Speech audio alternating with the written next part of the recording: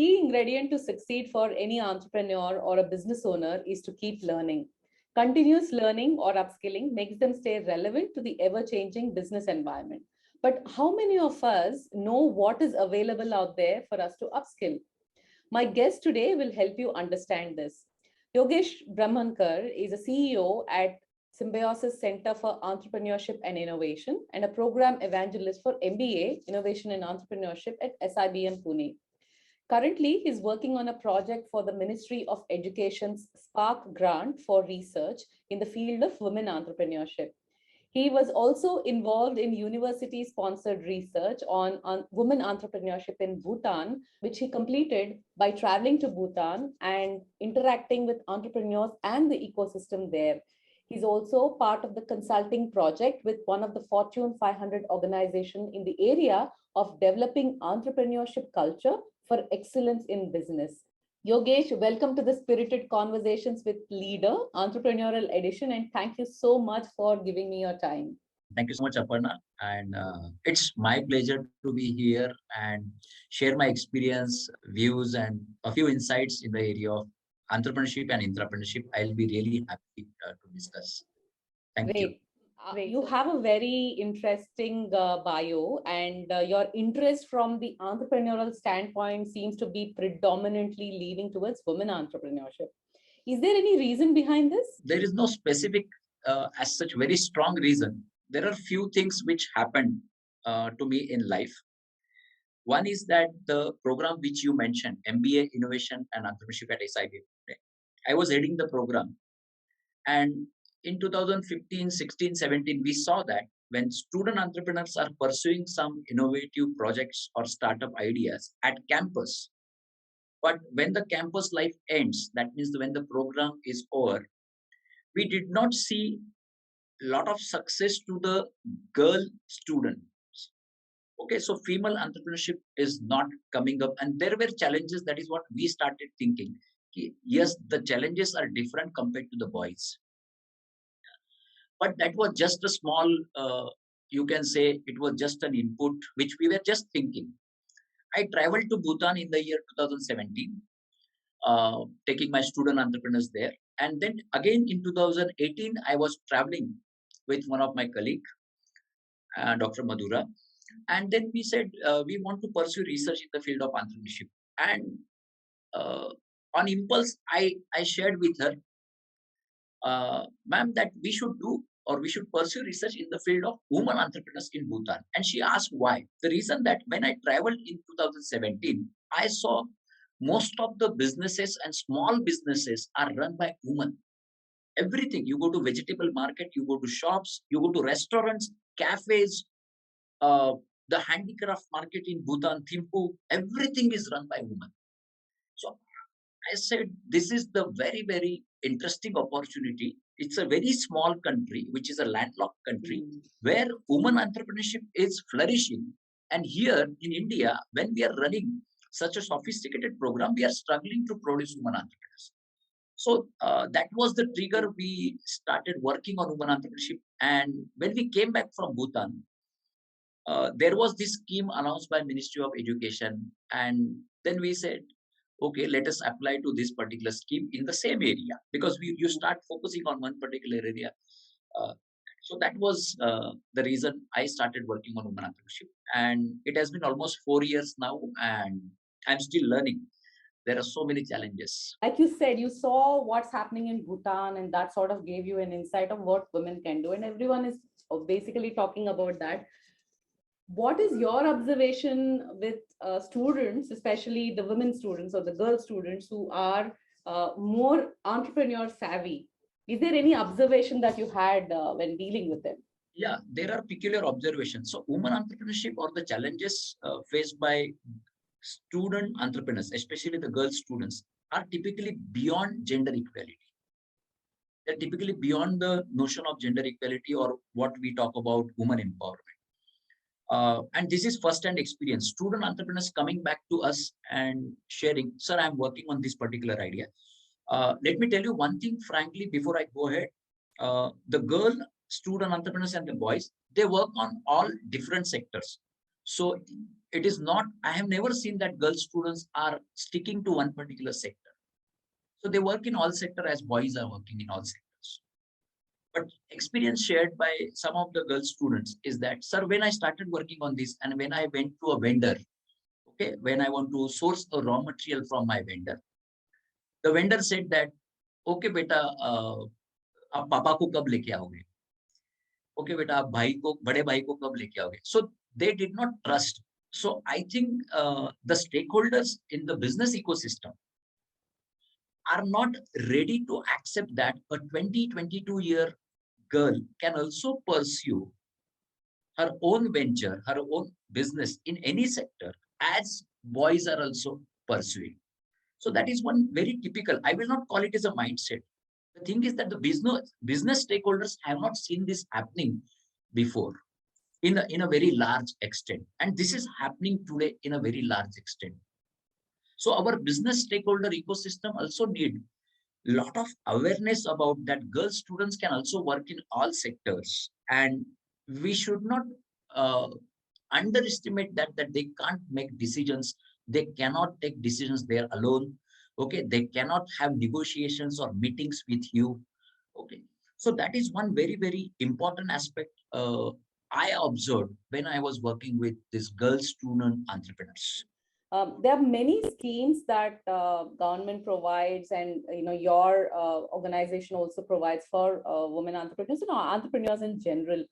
What do you think is the greatest mistake these entrepreneurs make? I mean, they're obvious mistakes. When I started off, there are a lot of things that I made a mistake of, and I keep talking about it all the time so that people can avoid it. But from an academic standpoint, since there are so many things that organizations like Symbiosis provide to entrepreneurs, what do you think is the most basic thing that entrepreneurs can do before they get started into the world of business? Actually, very, very important question from the perspective of how we groom budding entrepreneurs. The greatest mistake which most of the budding entrepreneurs make is that they assume too many things. They assume that there will be market for what I'm working on. Okay, they are brilliant. They are talented. They have best of the best technology, hands-on experience also. They are developing a product or service. Uh, Most of them have their own first-hand experience that I face this challenge, and that's why I'm coming up with this particular idea.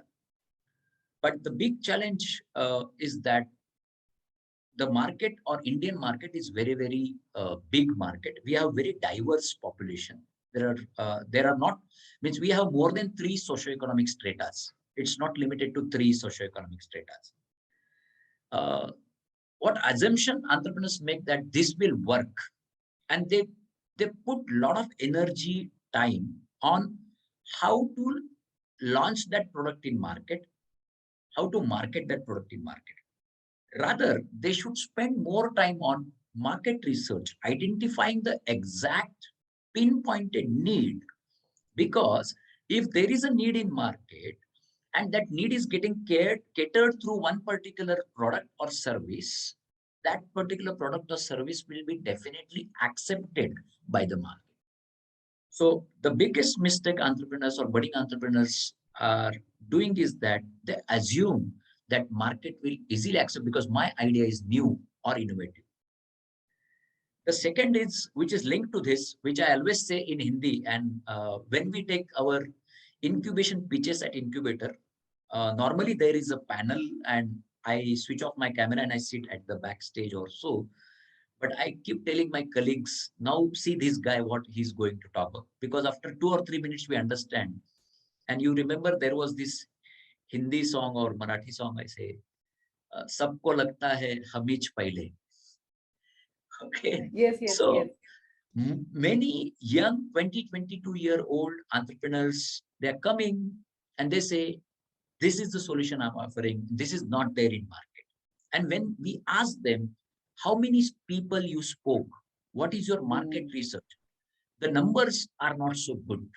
Their research sometimes is limited to their batchmates, colleagues, or graduation classmates or so, or hostels if they're staying in hostels. So that is something I think becomes a very big hindrance for them to work on a correct product where they waste a lot of time and energy.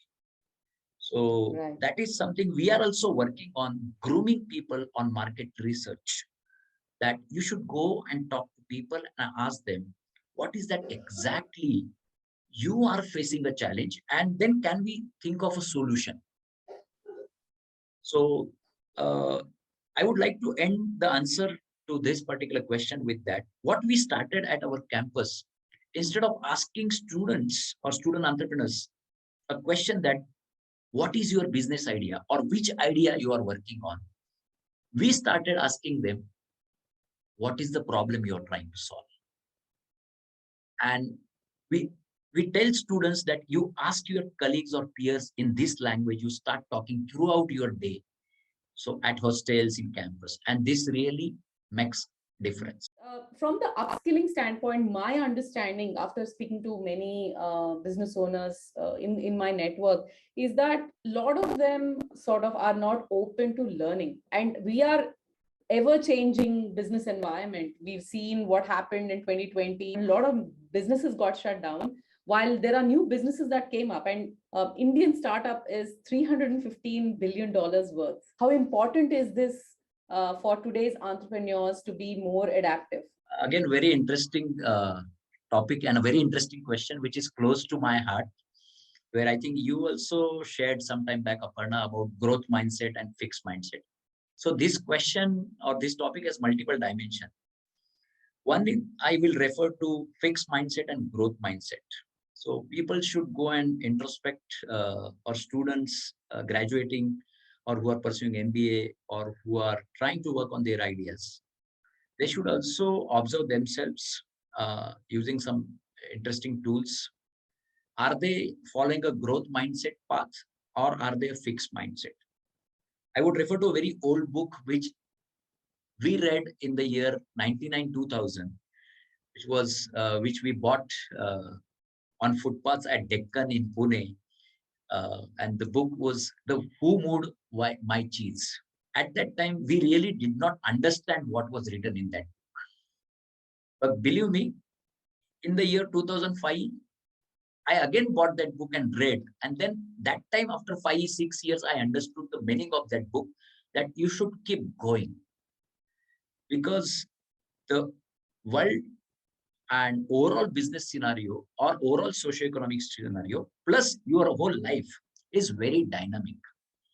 So there is no place or a good place, I will say, for a fixed mindset today.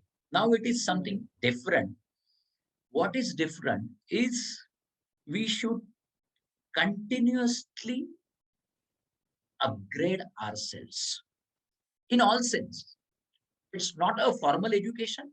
It can be informal education. It can be upskilling through some online programs, offline programs, or the way you start working with others.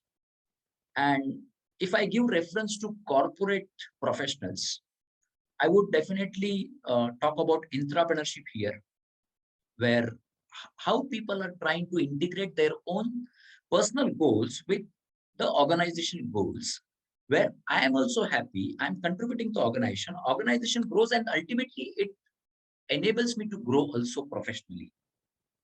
That is something where upskilling is also very important for someone who is 25, 26, joined a company as an engineer or as a business graduate or so. But now he is stable. If you stable and if you forget that all the factors, you say y equal to f of x, everything is going to be very stable. No, that x is not stable now. So it's not only again pursuing some online programs or so. It's about, I will say, we talk about matchmaking, no? So there is always a mismatch now. Once I understand as a professional that tomorrow there will be mismatch, so I have to bring myself to that particular level. It can be maybe related to technological skills. It may be related to people skills, the way you take decisions, the way you negotiate. Uh, I never learned sales and networking, and working with a couple of my colleagues in the year 2015, 16, it opened my eyes that networking is not bad. So, and it gave me a great lesson also when it comes to especially the entrepreneurs who are trying to establish their businesses or who are working on a couple of ideas or the people who already have some small and growing businesses. They need to benchmark other sectors. They need to benchmark other industry sectors. They need to benchmark similar businesses in other countries. Because what is giving you maybe revenue today or what is giving you market today might not give you market tomorrow. So you have to continuously upgrade and see how the world is changing, how different businesses are coming up, and you should grab those opportunities. It's all about grabbing opportunities, matchmaking, and survive. Once we survive, then yes, of course, we can do a lot of things for growth. How is intrapreneurship different from entrepreneurial mindset?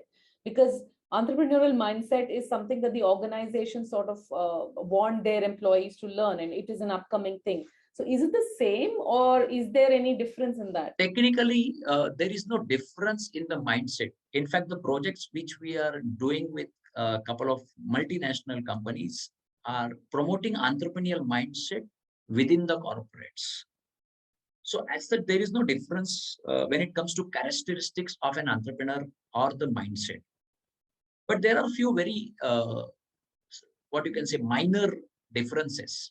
And the differences are on the side of the way we put up innovations or the way we practice innovative ideas, the way we say, what we can say, the way we take risk, we pursue risk in practicing some ideas.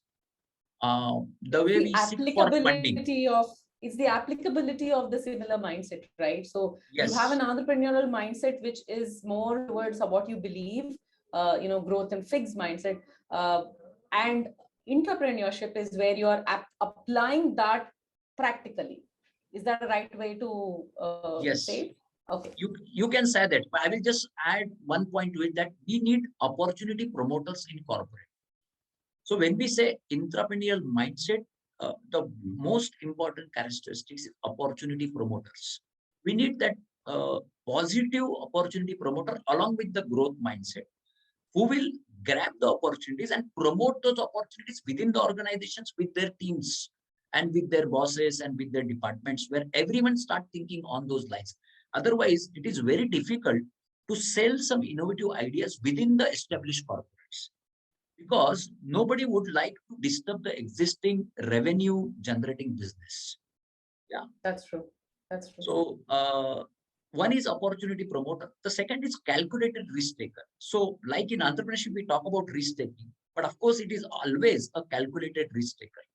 So in entrepreneurship, we want people to come up, discuss their innovative ideas, and bring them to a table in such a way where they prepare a business case with this calculated risk taker mindset, where they say, okay, how our corporation can go ahead with this idea, what is that cash flow outflow will be there, what are the business opportunities in future, how it is important from the perspective of grabbing some market in future or tapping the untapped market in future where no competition is there right now.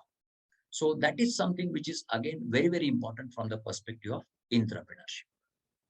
Great, great, excellent ideas, and I'm sure that people who are watching this video are going to get a lot of knowledge and insights into the entrepreneurial world. Any last thoughts on how entrepreneurship is going to take shape in the future, in the next decade? If you look at India from a different lens, we are again India and Bharat. You will be That's able true. to see, typical set of companies and startups for India. Like, for example, Cred. Okay. Like, this is something which is typical for urban India. Okay. Or there are so many products and services we are consuming in cities. Okay. Which our rural India is not consuming. But there are so many common products and services which our rural India is also consuming nowadays through smartphones. Correct. Right. Here we will not see the divide. But the point I want to make is that there are more opportunities in rural India, more opportunities to cater to the unaddressed needs of rural India and build the bridge between rural and urban. Building that bridge also offers so many new business opportunities. So in next 5 years, you'll be able to see a lot of startups catering to only urban. Okay, lot of startups catering and generating a very good revenue plus adding value to society in rural also, and many of them would be common also. This is one we will see. Next, we will see cross-border innovations. When I say border, this is sectorial borders. So we will see retail, telecom, insurance, automobile working together. Okay. We have been now seeing that from last 2 years. A lot of AI, ML will be everywhere. It's not only edtech, fintech. It will be everywhere in retail. So we will see a lot of cross-border innovations, and our own Indian engineers, engineering colleges and universities will contribute a lot to it. So third point and the last point, I would say, when we say the ecosystem, it is changing very dynamically. Every university is focusing on innovation projects and promoting entrepreneurship. At the same time, government is supporting it like anything. In fact, they are chasing universities now to support entrepreneurship development initiatives. The other thing is that industry is coming to academia and sharing these are the challenges and problem statements. Can you contribute to these projects with new ideas, or can you give us students who can take this ahead and this can be their ventures? So that is also happening right now. So I call it the tipping point. Malcolm Gladwell wrote a book called The Tipping Point. So it's a tipping point for entrepreneurial ecosystem in India. People, I would say, I would urge all the young innovators, students, entrepreneurs, professionals, behind every problem, there is an opportunity lying. Let us look at our own life. Most of the problems are universal and very generic in nature. We just have to do some research to generalize them. Let us look at these problems, find out the opportunities, and grab those opportunities and build solutions to make India really a very, very strong nation from the perspective of socio-economic development. And then we will be really Atmanirbhar. Wonderful, wonderful. Thank you so much, Yogesh. It's been, I think, most insightful discussion on entrepreneurship by far that I've had. Thank you so much. It's my pleasure to talk to you and share my small experience with you and all the stakeholders here in the system. People can reach out on my LinkedIn. It's by the same name, Yogesh Brahmankar, and SCEI, Business Incubator, working in the field of entrepreneurship development. I'll be happy to interact with entrepreneurs, budding entrepreneurs in the ecosystem. Wonderful. Yeah, thank you so much. Thank you. Thank you.